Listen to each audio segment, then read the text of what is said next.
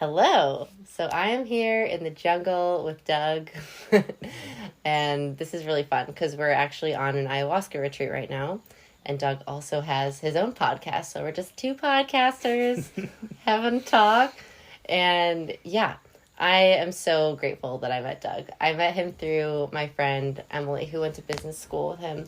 And she's like, you got to meet this guy, Doug. He seems to be on a similar spiritual path as you. And yeah, I've been so grateful for our friendship ever since. It's been really fun to get to know you. And also I know that like we've got so many other things to do possibly together.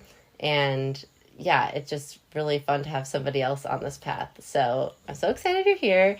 And me too. Awesome. Yeah. And I'd love to hear about how your spiritual journey started and how your healing journey started, because I haven't heard that story yet. Yeah, great question. Thanks for having me on. This is more terrifying than the ayahuasca. So my spiritual journey started when I was 13.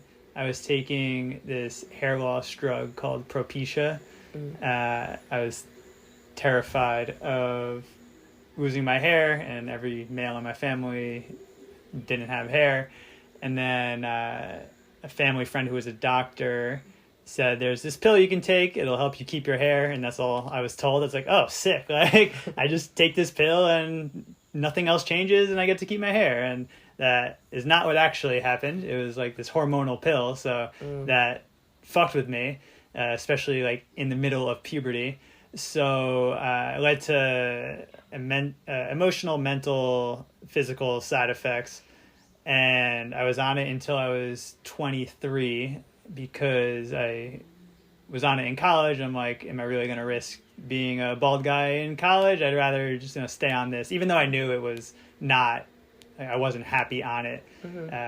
That still outweighed the risk of losing my hair. And then when I was 23, I was working in New York as an equity trader. I found an online community of other people taking this drug, sharing horror stories. The one that ended it for me was someone said they lost the ability to feel pleasure from orgasm permanently, even when they stopped taking it. Oh my gosh. Yeah. And I read that and other people like agreeing and saying like, yeah, me too. And I was like, well, thankfully that hasn't happened to me yet, but every day I take this, like, is one more day that could become me. Whoa. So I quit taking it the next day after that, cold turkey. And then probably like 4 months later, it kind of gotten out of my system. I sat down to meditate for the first time, and I lay down on my bed and fell asleep in like 3 minutes. But that was like the start. I was now a meditator. So that evolved, and it also evolved into many other practices, journaling, eating a wider palette of foods, and no longer just the chicken fingers and pasta and peanut butter. And now I had sauce in those things.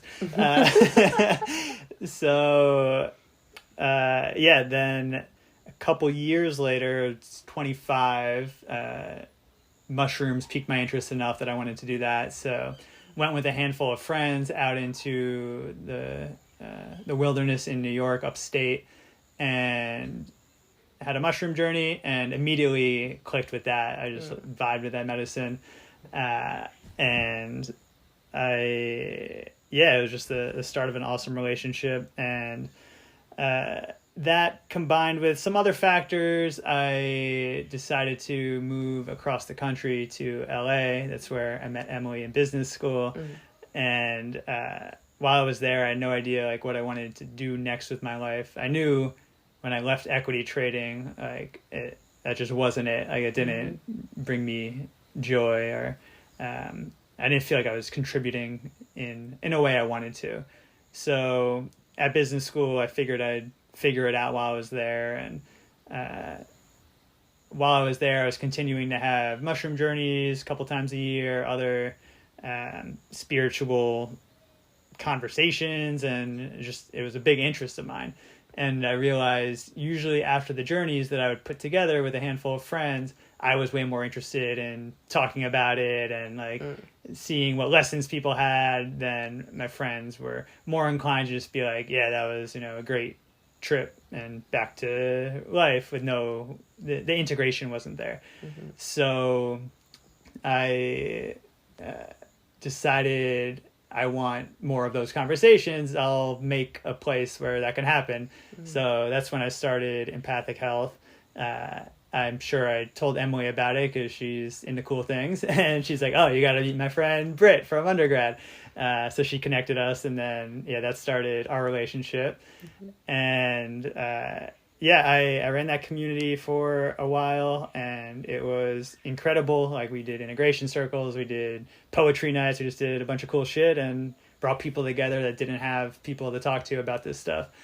And I'll stop there for now, and I can get into some other things I got going on in that department later. But that's how I came from the one pill a day to keep my hair to sitting in the jungle and doing ayahuasca. Okay, wow, that's crazy that it started at 13. Yeah, like were you already losing your hair at 13, or were you just scared that you were going to?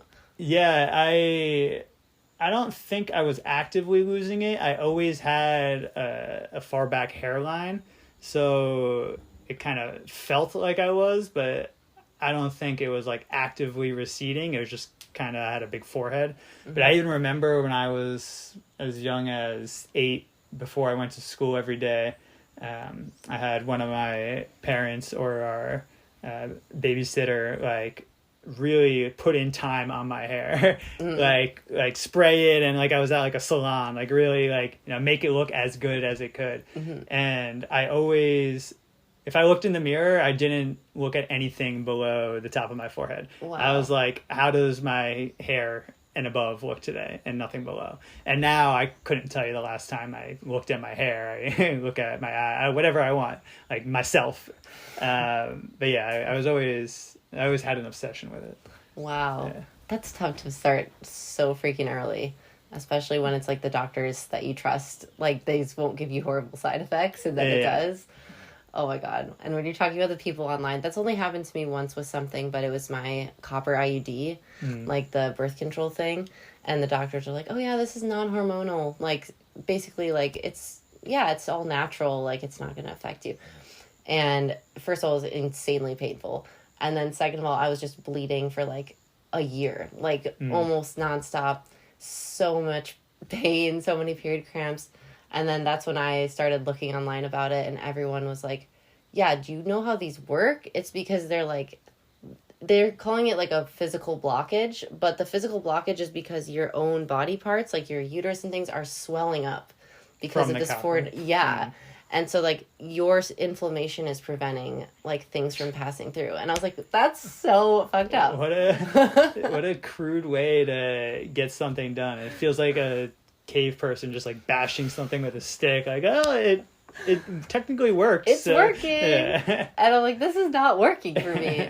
Yeah, getting that removed was the best thing ever. It took me so long. And, like, a lot of ayahuasca ceremonies to, like, I would sit with it, and ayahuasca's like, dude, get this out. And I'm like, yeah, I will eventually, but it's so expensive and all this stuff. And then finally, when I got it out, I just immediately felt better. I bet. But yeah. So it's funny, the Propecia drug I was on, it started out as like I think it was like a kidney drug or something. And it wasn't good at that, but they realized, as a side effect, it helps some people grow hair back. So then they just switched it to a hair drug. And yeah, the way it works, it stops some type of thing from being produced that helps hair grow, but it's the same thing that affects testosterone, which is why so many people have sexual issues with it. And some people, it's usually men that take it, grow breasts, and like it just fucks everything up. Whoa. Which is like most of these pills. It's like, well, we see some good stuff it does, we're going to market it as that, and then everything else we'll just call a side effect. Right. Yeah. Oh my God, and those are really intense side effects. Yeah. I think about those pills where it's like, this might cause suicide. And I'm like, okay, but is that worse? Like, that must be worse than whatever you're taking the pills for. So your skin won't be as itchy, but you might want to kill yourself. Right? It was ironic in hindsight that I was taking this pill to try and keep my hair, so that I could attract women and then sleep with them, but I couldn't always perform in bed, so I wasn't even able to sleep with them because of the pill that I was trying to use to attract them. The logic isn't sound. It's wild. But again, you didn't really have any choice. I mean, you were 13. Right. We just trust whatever authorities tell us at that age, and we're trusting that they're going to tell us the right thing. So that's brutal. But, and brought me here, can't complain. I was going to say, it's like it brought you here, brought you through this whole journey, and now you seem like super comfortable with yourself and the way that you look at everything, which is like, money can't, no pill can do that for you. Yeah. That's awesome. Just the one you drink here. Yeah, I was like, ayahuasca can definitely help you with that. So yeah, on that note, I know you talked about this on the podcast, but do you want to talk about what brought you here? Yeah, so that's a complicated question. I feel like it tends to call to me around major life situations. The last time and the only time previously that I went to an ayahuasca retreat was when empathic health was nearing its end. And that was a transition for me because I had invested in so much time and money and everything into it. So that was a major life inflection point. And now I'm getting married in a month. So thank you. And today happens to be my birthday that we're recording this. Yes, I forgot to mention that. It's also his birthday. Yeah, I was allowed to blow out the ceremonial candle last night, which is the highest honor one can receive. Definitely. So, it just feels like another good time. I'm starting a new stage in my entrepreneurship, business, way I want to receive from the world and give to the world. So all these things point to a good time to clean up shop a little bit, a little spring cleaning. So, I was planning to actually do one last year and then, or maybe 2 years ago, but the pressure from people around me with the political situation in Peru, I ended up canceling it, and it all works out as it's supposed to. So, it's been in my space, and then I ended up here. Yeah, my intention, which I gathered from a Wachuma ceremony that I had back home in Los Angeles a couple months ago, was to heal my heart. And that comes from, I had open heart surgery when I was 6 years old. It's called a subaortic stenosis. So there's the really short of it is the outflow tract that the blood flows from the left ventricle through the aorta and to the body is a little narrower than is ideal. And then my aortic valve, one of the leaflets they're called that opens and shuts it, is a little tough, so it doesn't fully open and close. So some of the blood that goes through the valve drops back into the left ventricle, which means my heart has to work harder, which in the long run isn't the most ideal, but it doesn't prevent me from doing anything, or I don't notice it. I don't have pain with it. So my intention was to heal my heart because I go every year to the cardiologist to get it checked in on, make sure that the stenosis, the narrowing, hasn't gotten any worse, that the valve opening and closing hasn't gotten any worse. And every year, I've done that since I was 6. Every year I've been told it's the same, so that's good. That's the best you can hope for. It's not getting any worse. And I was sitting there in this ceremony. I had a crystal heart on my heart chakra, and I was just feeling it. And I had this realization, like, what if that's not the best I can do? What if I can actually heal my heart? And crazier things have absolutely happened. So, like, why not give it a shot? It sounds fun. And then I realized, what a coincidence, I have this 2-week ayahuasca retreat coming up. What a great way to go right at it. And if there was ever a way to do it in 2 weeks, it'd probably be doing this. And as I was feeling the crystal heart and thinking about all this, I realized I was touching the smooth surface, and I touched the bottom where like the left ventricle and aorta would be, and I felt a chip in it. And I'm like, what are the chances that I got this one that is chipped right where my chip is? And then to top it all off, I realized that the annual checkup that I schedule it when I leave the office the year before. So I scheduled it back in early 2024.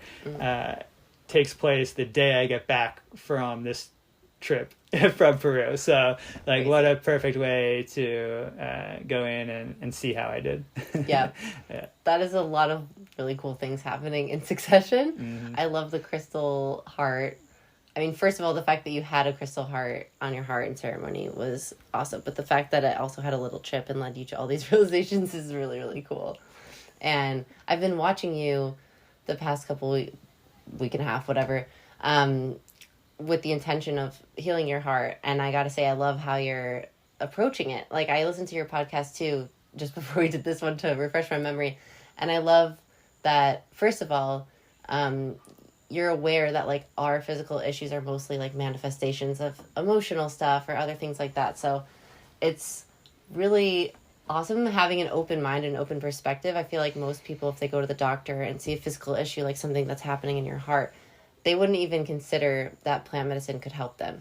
But just as you said, I'm like, to me, that's what I would prescribe someone. I'm not a doctor, but I've seen miracles happening like at a physical level. I mean, of course, at all other levels, but it's wild when you see something happen at a physical level. You're like, how is that possible? But I think what you said in your podcast about like the giving and receiving love, do you want to talk a little bit more about that? Because I really loved what you said about like how that relates to things in your life. That physical manifestation of what's going on relates to possibly giving and receiving. Yeah, and I do want to say that you absolutely are a jungle doctor, just a different type of doctor. Different kind of doctor. But, yeah, it's, Lydia, the curandero, the shaman here, like, is the doctor for her people. Like, yeah, she doesn't have MD after her name, but I would venture that she's more positively did more people than many doctors have. I would totally agree with that. Yeah, and I can speak firsthand to that and the other 6 guests that are here for this past 2 weeks. And one of the ways that I've experienced that is through healing my heart here and giving and receiving love, and that really came to a head last night after our 5th of 6 ceremonies, where I had the most impactful purge throwing up, that it, as a bit of a surprise to me, which everything that happens in that space is, didn't feel like it wasn't obvious, like, oh, I threw up this thing or that person, whatever. But afterward, I noticed immediately that all the parts of me that aren't so lovely, and let me rephrase that, all the relationships to parts of me that aren't so lovely, the actual relationships, felt better.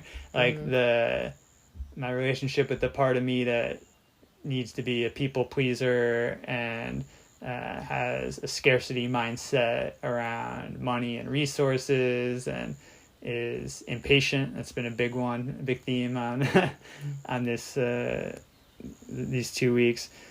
My relationship to all those just felt so much more at peace, I guess is how I would describe it. So I feel like that's kind of what I purge, like the unhealthy aspects of those relationships, because there's good and bad in every part, in every relationship. And yeah, now I feel like I can just relate to those parts of me in a new way, and it feels very much like love. And I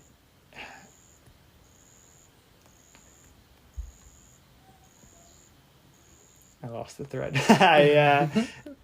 There's something else I shared in Share Circle about. Oh, yes. So I very much now feel like my heart is healed, and I feel like I always have, because I kind of asked the medicine in that space last night, my intention was I want to feel my heart healed. So I want to feel not the healing process, but it healed, like what it's like when it's done.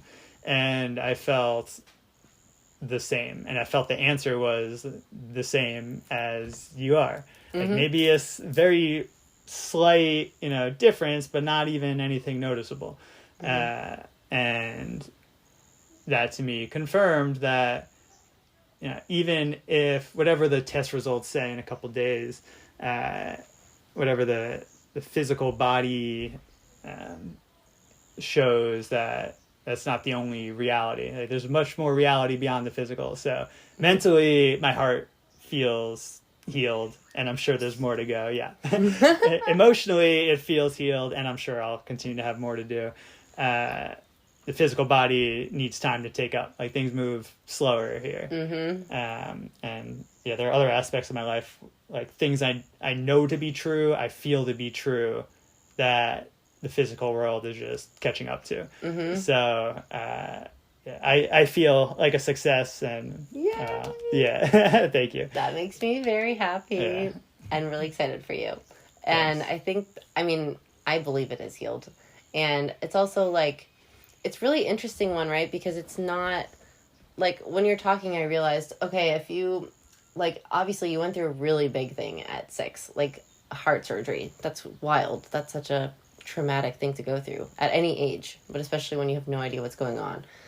But then after that, it's like, there's been no signs that your heart has problems, right? Except for the checkups that tell you, like, there's a problem, like there's a physical problem. Yeah, just a reminder, you have a problem, it hasn't gotten worse. Exactly. Yeah. So I think even that, it's just like, even that has been, oh, there's a spider, like literally dangling. It was inevitable. Oh my God.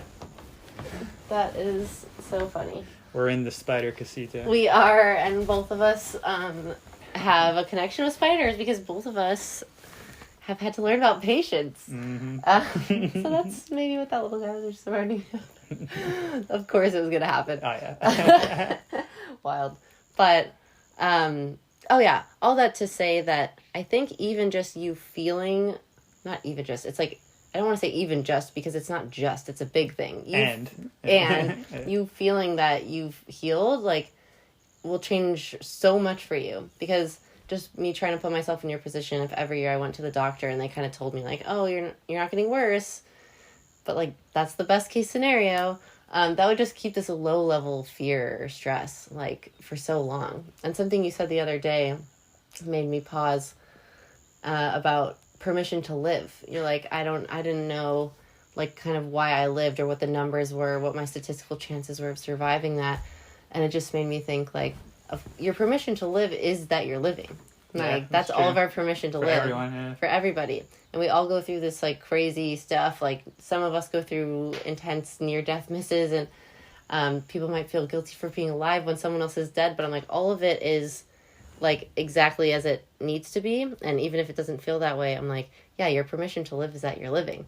And when we no longer have permission to live, we're going to die. Like, that's kind of how it is. Which will happen to all of us. To all of us. Yeah. And I don't really think we get to decide. Like, I mean, most of us. Although I've heard that people have a theory that you kind of know right before you're going to die that it's going to happen. And I kind of believe that. I believe that. Yeah. Because, like, cats know. Like, the other... Yes. It can be known, so, like, why wouldn't we know? Exactly. Yeah. So I kind of think we would. But I think even that reframe is going to be huge in your life. I mean, again, just putting myself in your situation, it's like just so much stress that's just kind of taken away.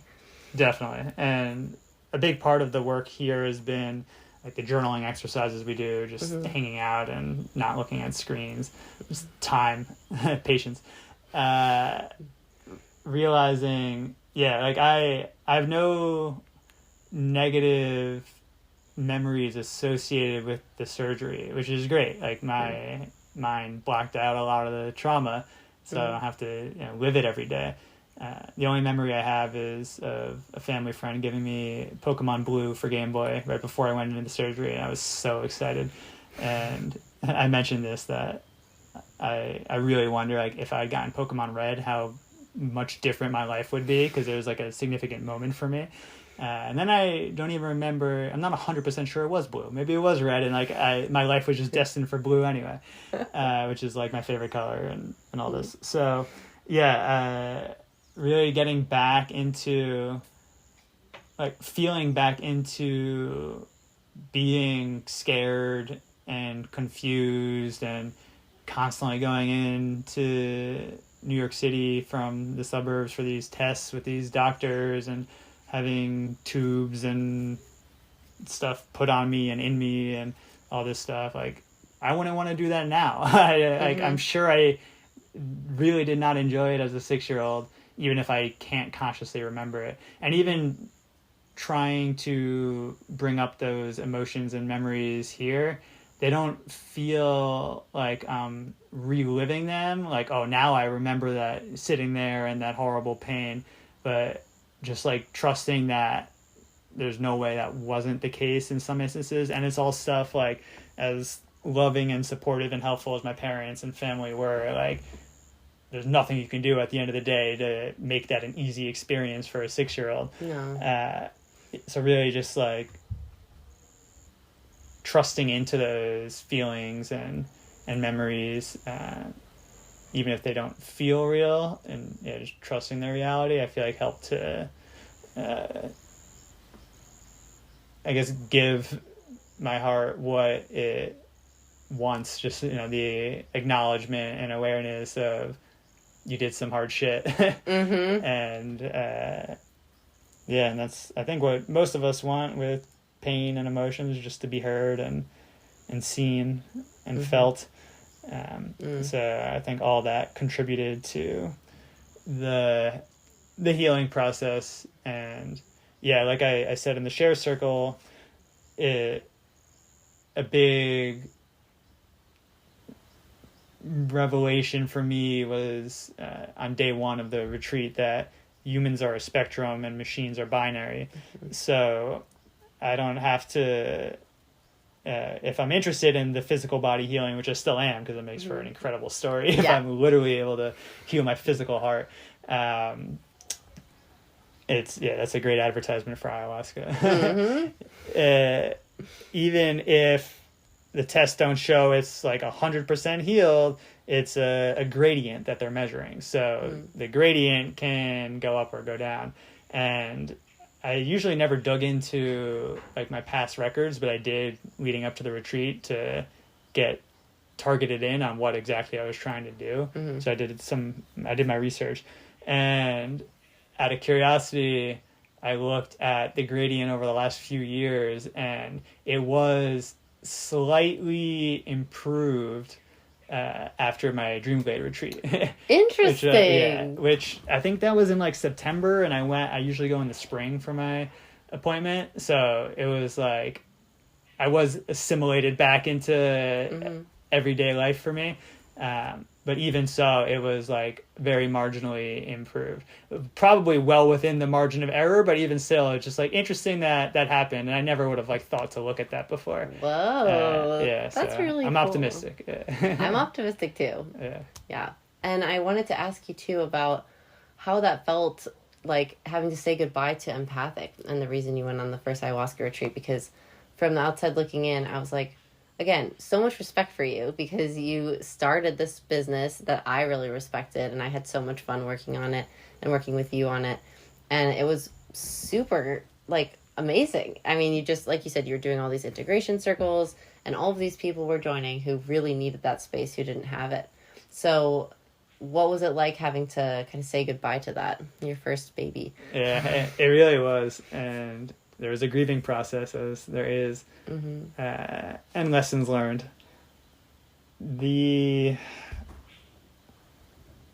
of the big themes for me, and I alluded to it earlier, is people pleasing.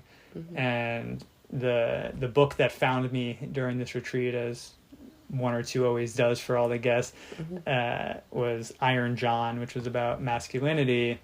And it talked about what makes the healthy masculine, and one of those things was repeated often in the book is not letting people come into your house and steal your riches and smile while it's happening because you don't even realize it is happening. And I felt with my people pleasing, I definitely have done that multiple times where I'm not trusting myself and my power, and I'm always looking to other people with more experience to take over for me. And it comes from the right place, like I learned in business school.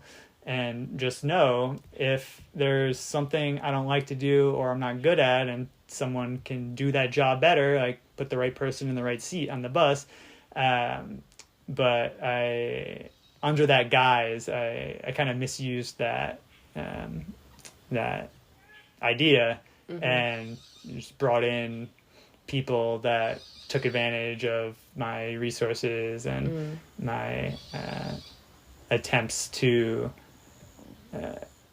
create this community and have it sustain myself to be able to keep doing it.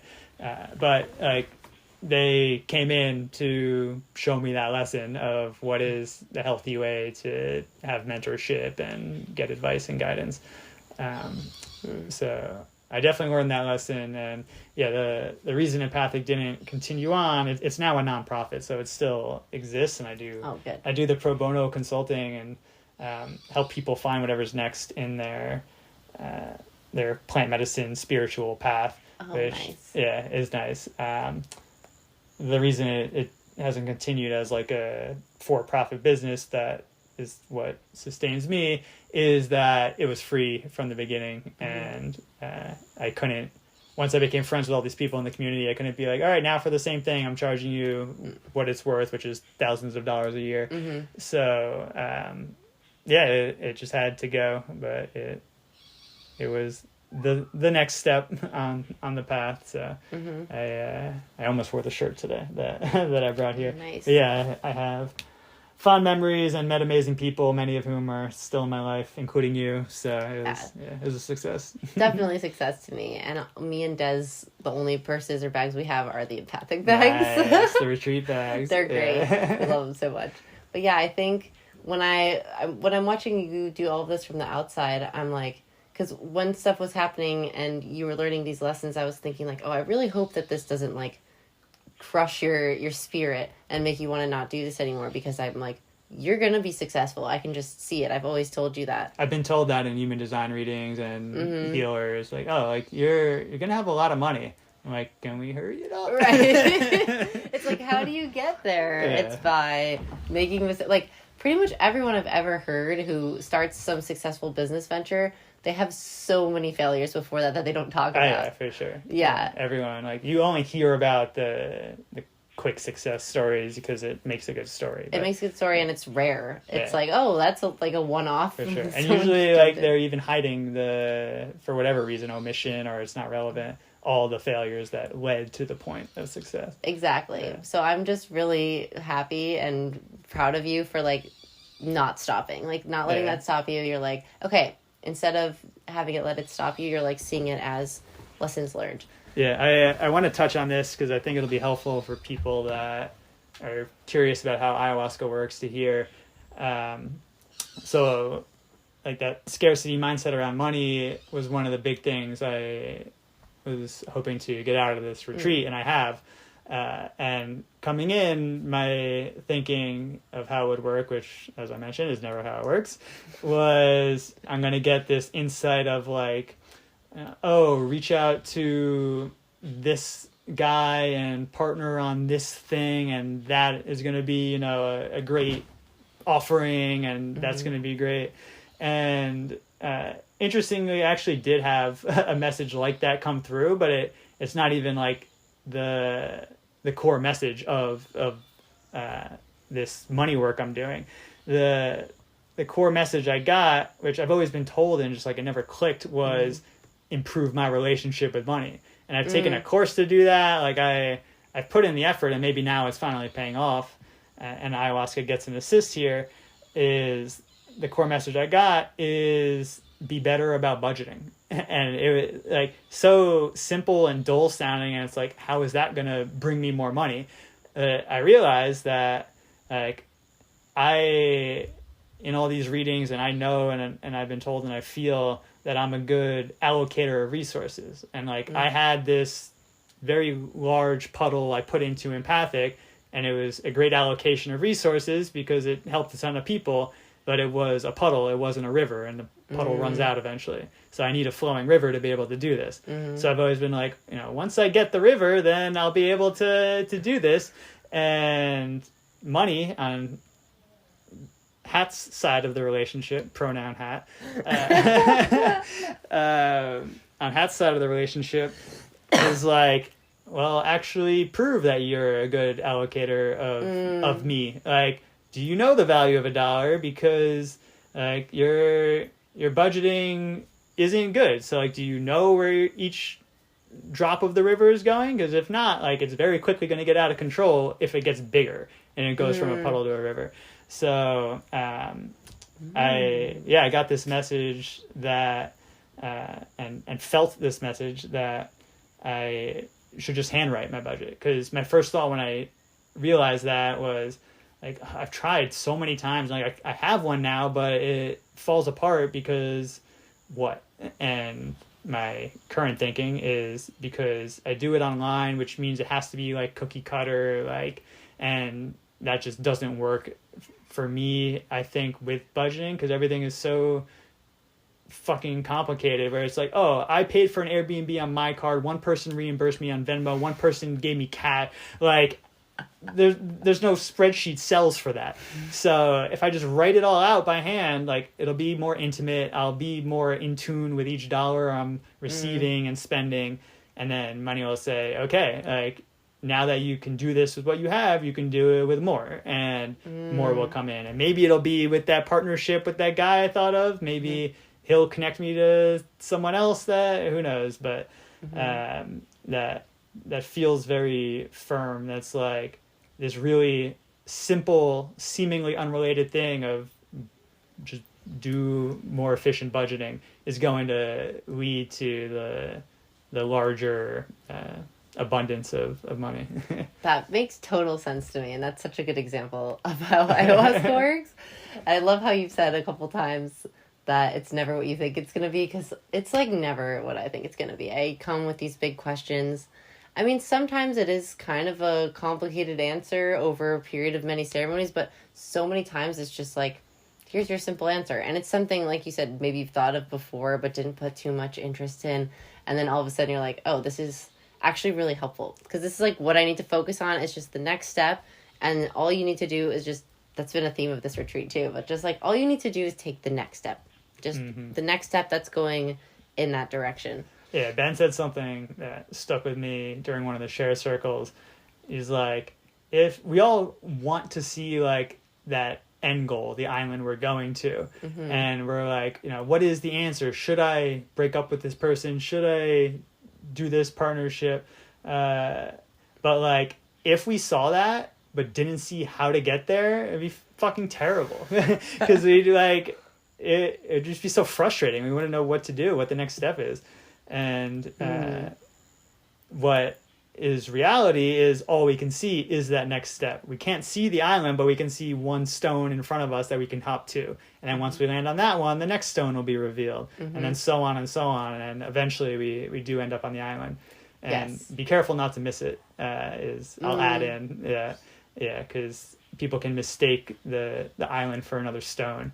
So that's a good addition. Yeah. And that's totally true. And when you're talking, I'm like, that's such a good metaphor for so many reasons, but also applies to the kind of trust fall or like leap of faith kind of idea that I talk about sometimes. But it's like sometimes you can only see one stone in front of you. Like if we're using the stepping stone analogy, like you can literally just see one, and then maybe you see the island in the distance and you're like, how is taking this next step going to help me get all the way there? But that's where the leap of faith is, like trusting that when you take that step to the next stone, then another one's going to reappear. I think that's what stops so many people. They're like, it's not even worth taking the step, because there's no other steps I can see. And this stone doesn't look how like I think it should look. Like Lou, one of the other facilitators, told a story of how he started doing his sole purpose of working retreats like this. He's like, I happened to be in I forget, Lima, and overheard a conversation that I didn't even know the people, and they mentioned this Casa de la Gringa, and then I asked them about it, and then I ended up going with them, and then I ended up volunteering there, and then I ended up working there for 2 years, and I was like, could you imagine if you were like, okay, I see the island, I know that I'm supposed to be this plant medicine worker in the jungle. Obviously, my first step is to walk by two strangers having a conversation about some random place I've never heard of. Right. Like, we never know. Our body knows, our intuition knows, because that stuff works on a non-linear timeline. But consciously, we don't. And it would have been so easy for him to be like, I can't be bothered by this noise of this conversation I'm walking by because I need to go, look up how to become a healer in the Amazon. Yes. Or something like that. Yeah, that's so true. And that also reminded me of something when everyone was talking about that in Share Circle, and another guest here was sharing about how, she has some guilt over not taking any steps. Like, maybe I spent too many years on the couch being depressed, and now I kind of missed my chance. And I was just thinking about my job that I had before Dreamblade, and I was beating myself up about that just a little bit, but I was like, how did I spend 5 years at this job that I hate when I knew I had to do something else? But when you guys were all having that discussion in Share Circle, I realized, like, if I didn't wait that specific amount of time, like, you actually helped me with this when you were like, yeah, when we first met, I was still working and I was like not happy, but I wasn't ready to quit yet. And when I quit, it was the perfect time that Dreamblade needed another facilitator. Like, if I had quit a year before that, I literally wouldn't be here right now. Like, maybe not. I mean, maybe I would, but probably not. As we know from our mutual friend, maybe if you had quit then, you would have ended up at some other retreat that would have had a horrible experience. And that would have been like, oh, I need to go back to corporate life. This isn't for me. That's a terrible sign. And then I could have been 10 more years before, oh, God. Yeah. Yeah. So I was like, that's a way I haven't thought of it before. It was actually the exact perfect time. Like, if I had waited any longer or not waited that long, I literally wouldn't be here right now. So something is guiding us. And even if that's just like our higher self being like, okay, this is the moment where you can make the leap, and then you just trust that something's going to come. And it did. And so also that's another lesson, is not to beat ourselves up for not doing that sooner. It's just always the perfect time. Yeah. This reminds me of the free will, message that I received and shared. Yeah. Please tell that, 'cause I love that. Yeah. It feels like the classic question of free will, of do we have control over our life, is looking at the wrong part of the system, the equation, and what it should be asking. Well, the answer to that question is no, we don't, because anyone that is alive can confirm that the world is chaos and shit just happens and we have very little control over it. The real question to me of do we have free will is, can I choose to enjoy it? So it's always going to be what it's going to be. Whether I enjoy it or not, that is 100% of free will. And I make that decision every moment in the present. Yeah, I loved hearing that, because that debate really bothered me. And I was just like, it just doesn't seem productive. Like, every time people talk about it, no one seems to feel better afterwards. You're not like, woohoo, we solved it. I'm like, yeah, it's unsolvable. Yeah, and I feel great about this because it's 100% in anyone's control. Listening to this right now, I don't know, you're driving and traffic is stressing you out. You can flip the switch right now and just decide, I enjoy this. I like sitting in my car listening to podcasts. This idiot driver is hilarious to me. What a funny experience, a story to tell later. Like, it can be great all of the time. It can also be terrible all of the time. Yes. You decide. You decide. Yeah. That's so funny. It reminds me of a moment I had in ceremony last night, because I had a fucking hard ceremony last night. I didn't go too into it, but one thing I can say is it was very cockroachy. So I definitely thought of you. I was there Monday. Yeah, I was like, I'm in the cockroach space and I don't love it. And I was just purging out of both ends, which is always a good time. Like, I say that jokingly, but in the moment, of course, I wasn't having quote unquote fun. But that's where the story is going, because I was just sitting there having a really hard time, feeling like it's not just anyone who's taken ayahuasca might have an understanding of this, but for those of you who don't, it's not just shitting and puking. It's like this whole, at least for me, a lot of the time, it's this whole visual experience, and it's like completely immersive in all of my senses. So I'm like smelling some weird stuff, and I'm seeing some crazy shit, and it's also like all in my body, and I'm feeling these emotions that are associated with it. It's this like completely overwhelming immersive experience of what you're about to purge, which is usually disgusting or scary or any of those uncomfortable feelings. So I was dealing with that for longer than usual. Just like shitting and eventually purging finally, and felt so much better. And I came out of the bathroom and I just like made this big sigh, and Ben was out there and he's like, sounds like you're having fun in there. And I was like, just like still so high and so deep in it and so like shaken up from what just happened. And I was just like, no, that was not fun. But then after that, I was like, but it kind of was though. Like, yeah. Like it's just this weird, like exactly what you were describing. If I can do that with an ayahuasca trip, then you can do that with traffic. Like, right. It's like, and I really felt like I could. It was just this shift of perspective. Like, but did I actually enjoy that? Did some part of me actually find that fun? Like all the disgusting and pain and all, like, yeah, I fucking love it. Yeah. And then even that part is getting worked on. The part, like, who am I to find fun in shitting and puking at the same time? Like, there's disgust for that part because it feels like we're not supposed to enjoy that. So it's an interesting thread to pull. It is. One of the other people here was very scared of having a challenging experience, his first time here. And I told him, I was like,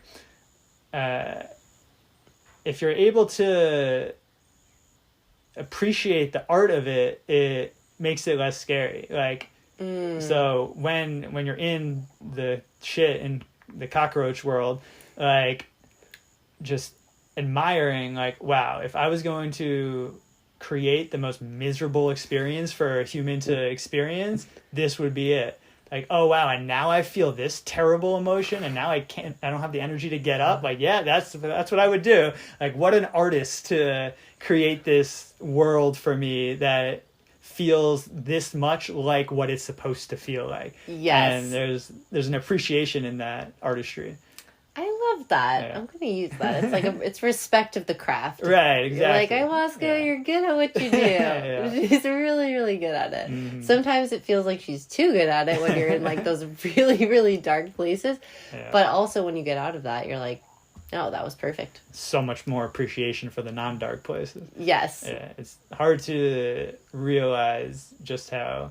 this is a message I feel like, just for Western society, it would be nice to have, of how fucking great everything is. Like, we're no longer on the savannah threatened to be eaten all of the time, but our brain still thinks that, which, like...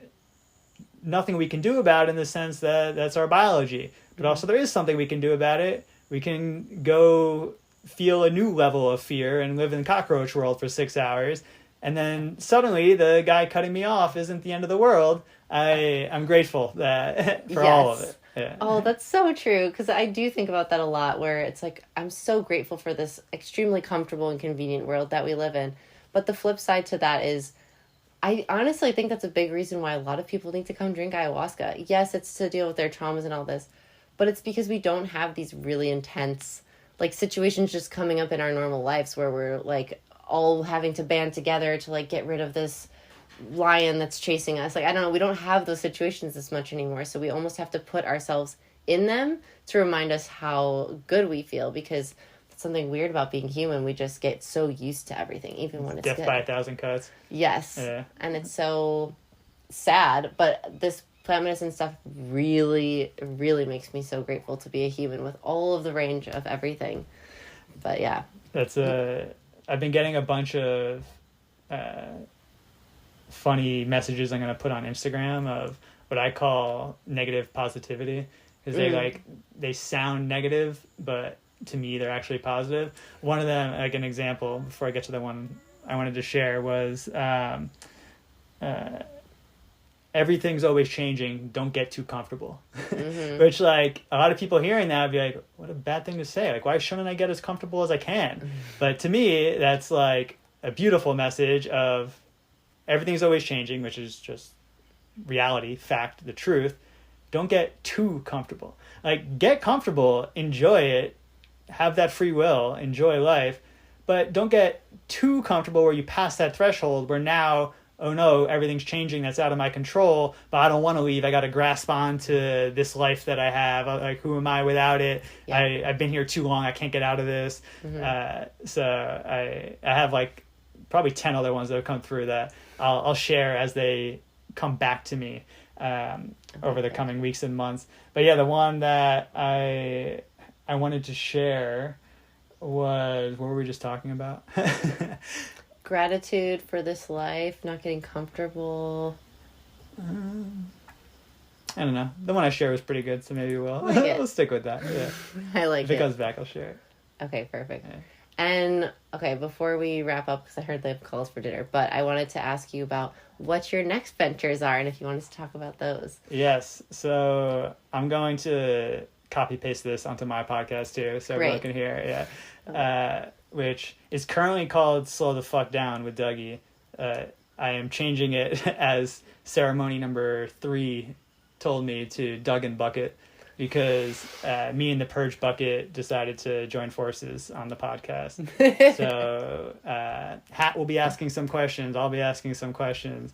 So a slight change of format to that. So that I recommend people check out. There's a lot of fun stuff on there. And then, Slow the Fuck Down is my newest community, which is our core offering is this combination of yoga and breathwork, and for people that connect with cannabis in that way to drop in with cannabis as well. Really intentional, from home, over the computer, so you don't have to drive anywhere, you don't have to worry about being in the yoga studio and farting next to some stranger. You can do it with your microphone on mute and let it out, which is the point of doing all of these practices, to move that energy, not to move it to the point of holding it. Yes. So we do that. It's awesome. We do it every week. We do it for the full moon. We make a ceremony out of that, thematically tied to whatever is going on with that full moon. Beautiful. And now I'm doing coaching as well. So, cool. Yeah. I guess life coaching is the easiest way to relate it, but very similar to the free help I provide through the nonprofit of connecting people to whatever resource will help them next, is the same thing here, just with a lot more one-on-one attention and all the resources I use that I know are helpful, and then really just getting to know people and helping them find whatever resource is next for them to take that next big step toward the island. Cool. I love that. You're going to help so many people. Yeah. And that's like, I have the case studies, testimonials from Empathic and all this other work that I've done. The only difference was I wasn't charging what I needed to be charging for it to be able to keep doing it in a way that is healthy and beneficial for everyone involved. So now this is that step of charging what I'm worth. I'm honestly still undercharging, but it's way closer to what it should be. And and it heals me, it heals the people I help, and that's what soul-aligned purpose is in work. I love that. I'm so happy for you. Thank you. I'm so excited to see where all of this goes. And check Doug out at Slow the Fuck Down and hit him up if you need some coaching. That sounds awesome. Thanks. And I can confirm he would be amazing at this. Could really, really help you with a lot of stuff.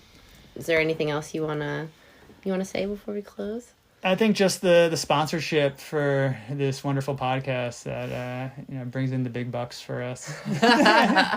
Yes, sponsored by, you fill in the blank. Sponsored by ayahuasca. Do you love throwing up all night? What about shitting your brains out? If so, ayahuasca might be for you. Say goodbye to your comfy bed and hello to a 4-inch twin mattress covered in cockroaches and spiders. If you're thinking you couldn't pay me to do that, you're right. You pay us to do this. Thousands of dollars. Book your retreat today. Side effects include enlightenment, inner peace, and loving your life. If big problems persist, consult your shaman immediately. Awesome. Thank you. Yeah, big shout out to our sponsors. Shout out to our sponsors. We love you, plants. We love you, plants. Okay. Aho.